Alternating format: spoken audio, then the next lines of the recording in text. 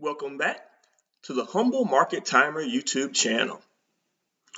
If you enjoy the content, please like, comment, and subscribe. Now in today's video, I wanted to do a follow-up to the last video I did. And in the last video, I talked about how you can actually see the levels in which you can get into particular companies via stocks or commodities based on taking a wide view of the chart, not over a short period of time, but over a long period of time. And I outlined some areas in the current marketplace where you could look for potential points of entry. But I want to dig a little bit deeper into that because I think we're on the brink of something potentially historic. Not necessarily in a good way, but it could be a way in which could be very opportunistic for you if you know what you're doing and if you're looking for the right things. The last 2 days, April 3rd and April 4th of 2025, have been just disastrous days in the stock market. We've dropped 10% just in the last 2 days in the S&P 500. We haven't done that or done anything to that level since COVID, and even going back even further since the Black Monday crash of 1987. And a lot of people are getting vibes and getting the feeling that we may be in a situation that could be similar to 1987. That was during a terrible time, during a crisis, and it took a change in policy to kind of reverse the storm. But on that Black Monday, we dropped 22% in one day. In 3 days prior to that, we dropped 10%. And then on that Monday, we dropped 22%. In today's setup, we've dropped 10% in the last 2 days. So that's why people are getting that vibe that this could be a potential Black Monday event coming up on April 7th. So we want to be prepared so we kind of know what happens. And I think there's some areas that you can look for that can give you some ideas of bounce points. Now, I mentioned it in the last video, but I wanted to dig even deeper because Monday could be such a critical day in really stock market history. First, let me give you my disclaimer. Again, these are my sole ideas, not investment advice. But I think I got some good stuff for you today, so I want you to really pay attention. Please read my disclaimer, and I'll move on. Again, I mentioned several key points, and this is a long-term view of the SPY. And again, I think if you look at a long-term view, you can really see the points in which the stock market could drop to when we have these historic drops potentially, or even smaller drops. And just looking at the chart, before we do that, let me tell you the two things I wanted to add that I didn't add in the last video. I wanted to look at the RSI, which is a relative strength index, and I also wanted to add some fibs, some Fibonacci retracements, to see if we have some more confluence in the levels that we pointed out before, when we just looked at how the charts were coming together and looking at parallels.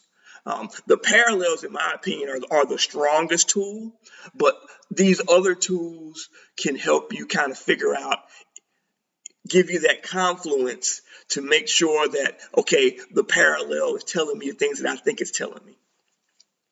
Let's first look at the RSI. We're looking here. We've been over. It feels like we've been oversold because we've been selling so vigorously in the last week or two. But let's first look at the weekly RSI. This is the weekly RSI, and you can see we're at about 27 on the weekly RSI. That's super extreme levels. Typically, Once you get beyond 30 on the RSI, particularly on the weekly RSI, you're due for a bounce. So just based on the weekly RSI, we are definitely due for a bounce. I'm pretty certain, even if things are bad, we will have a bounce this week, and the bounce will come either Monday or Tuesday. A bounce is coming. You just aren't necessarily sure when it's going to come, but it's going to come in the very near future.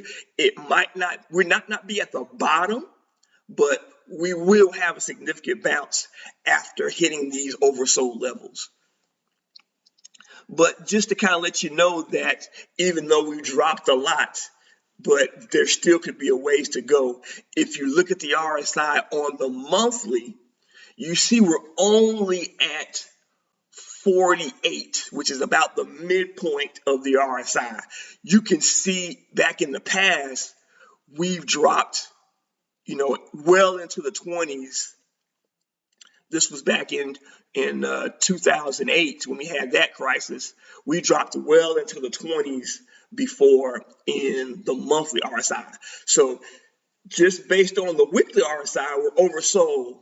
But on the monthly RSI, you can see we could potentially have a ways to go in this overall long-term view of where the stock market could fall after we've had this meteoric rise over really the last, it's sort of been an overdrive in the last 10 years, but really it's been in a serious uptrend for the last 25 years. So keep in mind, again, short term, we're oversold. Long term, we could have a ways to go. And that's one of the reasons why I think eventually we could be hitting these low 300 levels on the SPY, even though right now we're currently around 500, 550. So could have a ways to go. Be cognizant of that.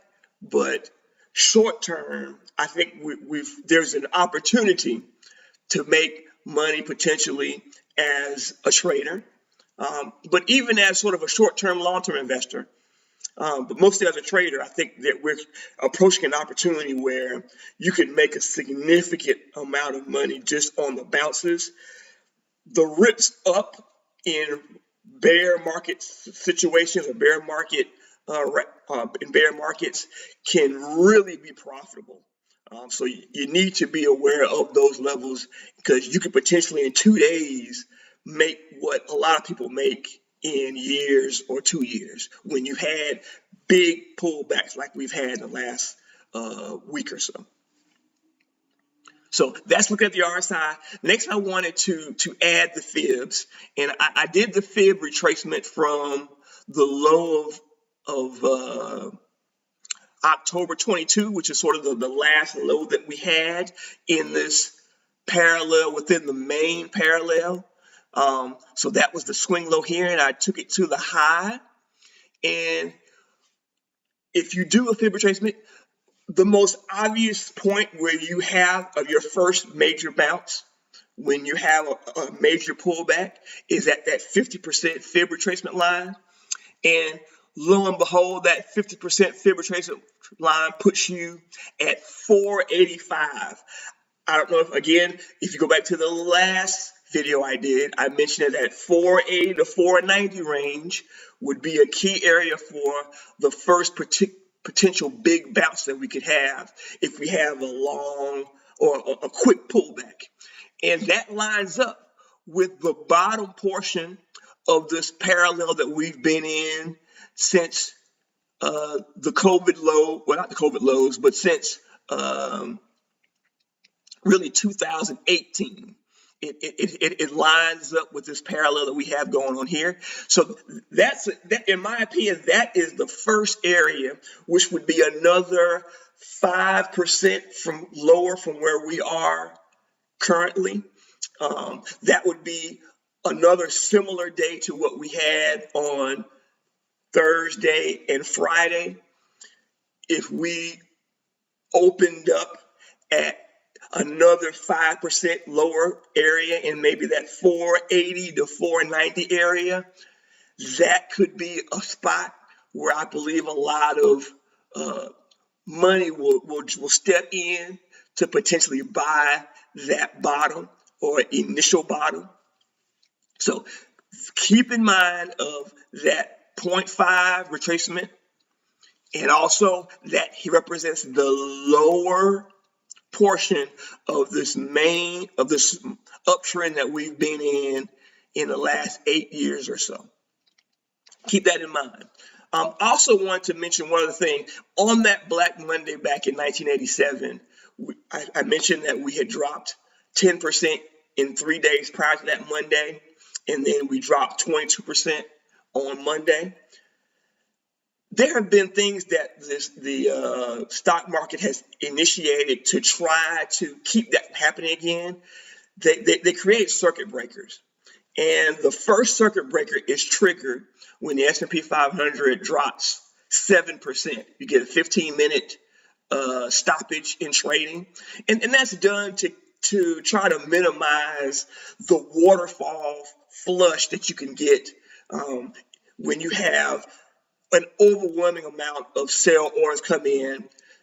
Typically, when you have that, that's when you get that overwhelming flush. And so they created circuit breakers to help try to subside that. The first circuit breaker, as I mentioned, is at 7%. The next one is at 13%. And the last circuit breaker is if you have a drop of 20%. And if you hit 20%, the stock market stops and shuts down for the day. So I want you to keep that in mind also as I go through the video. Keep in mind of that 20% drop that stops the stock market for the day. But going back to the fibs, as I mentioned, the first fib would be that I think you should look for is that 0.5. I think there's a very good chance in that 480 range we will get that bounce. That's why I have this arrow here. If that area doesn't hold, we will likely flush down to that 7% down, and we'll have initiate that first circuit breaker. So I don't think that first circuit breaker being initiated will do much because there really aren't a ton of indicators that point to that 7% level as being a level where that could be a bottom. The next level on the fibs is the 618. And that puts you in that 450, 460-ish level. I think that could potentially be another stopping point potentially for the market. There's a little bit of support here. Before I go back, I mentioned before I talk more about the 618, to go back to the 0.5, another area of confluence is that 0.5 of that 480 area also represents the top of the initial push in the market back in January of 2022 that marked the initial top. So that's another area. Usually when you have a top, that can represent resistance, but it can also represent an area of support. So you have that as a reason why that 0.5 could be a strong area. You have the fib retracement to 0.5, and then you also have that being the lower portion of the parallel as being 3 areas of confluence that could give you some idea there could be a bounce there. And just one more thing, if you look at the RSI on the monthly, you can see in this area in the low 40s, that has also been a bounce area in the recent history of the stock. So that, and if we drop another 5%, I could see that portion of the RSI monthly being hit as well. So that gives you a fourth level of confluence of where that 485, 480, 490 area could be the area where we get a significant amount of money that comes in, and that's our first big initial bottom. Going back to the 618, like I said, there is a little bit of confluence where we have an initial area of support and resistance in the past. So that could be a portion where we could go to in that, again, that 450 to 460 area. That, again, that would occur after we have had that 7% stoppage and circuit breaker in the market. So potentially be on the lookout for that as a potential bottom. I don't think that will be the stopping area, but it's a possibility that it could be. The next most obvious area, in my opinion, is the 786. Now, the 786 represents a fall to about the 410, 400 level area of the S&P. That represents about a 20% pullback from where we are currently. That would also coincide with the stock market reaching that final 20% circuit breaker, where the stock market would actually stop trading for the day. That area also coincides with the midpoint of the long-term parallel that we've been in the last 20 years. So there's a lot of confluence that's telling us if we do have a major flush and we keep going through the various circuit breakers, and if we were to work ourselves down to that 20% drop area where the stock market would actually shut down, there is levels in that area where we could see a tremendous opportunity to where I believe in this initial drop, that's probably the lowest we will go before we have a significant bounce. That would be a scenario where we continue to get retaliatory tariffs put on the U.S. and Trump sort of having this mentality of not budging, and there being nothing out there to sort of changing the tide. Some things we can kind of look forward to potentially spearhead a bounce could be Trump being open to waffling a little bit on his stance with these tariffs. Another potential thing could be Congress. They have been trying to getting together to step in to take away the ability of the president to initiate these tariffs. It was a long time ago. Things were changed so that the president had the autonomy to be able to initiate these tariffs. But there's been recent talk about Congress coming together to potentially overthrow him and eliminate him having that right to be able to do that. So that could be some talk. There was some initial thoughts that maybe the Fed would step in and have an emergency lowering of interest rates. But we had Jerome Powell come in on Friday, April 4th, and he basically said, I'm not doing anything. So that is kind of out of the picture. Also, we had Trump putting out some information on his social media platform, Truth Social, imploring Jerome Powell to get his committee together and have an emergency reduction of interest rates. But again, Powell is saying he won't be bullied and that he's not going to do that. So that's sort of out of the realm of possibility in the near term. There may be some other things that may pop up that could kind of change the tide. But though, look for particular news of that sort that will coincide with potentially hitting some of these levels that can, again, change the drop and turn it to a bounce opportunity. But just to recap, first, keep an eye on that 485, that 480 to 490 area in here, representing the lower portion of the parallel that we've been in over the last several years. And I talked about all the different areas of conflict, which says that could be a bounce area. The next area would be that 618, where we have a few data points that we have hit. And then if things get really, really, really bad, potentially that 786, which again represents the midpoint of this main uptrend line. I do believe that potentially we will bottom completely when we get to the bottom of this main uptrend line. That is my initial belief. Unless we have something that comes in that, again, turns the tide, that's major, and we start to explode higher and we don't get that pullback.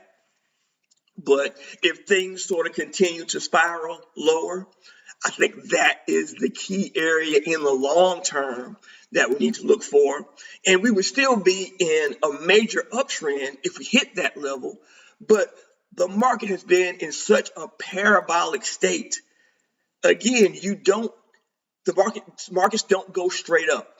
You eventually have a level of equilibrium and you get out of that parabolic state. And that occurs either by having a tremendous pullback or by an extended term of consolidation.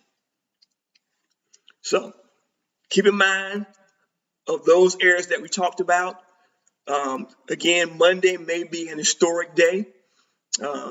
Maybe it could be a day that it's not that big of a deal, but I have a feeling it could be a historic day for some pretty bad reasons. But I think if we keep an eye on those levels and you have a little bit of spare change on the sidelines, look for those levels, look for news that could come out, and we could have some major bounces. I want to mention one more thing.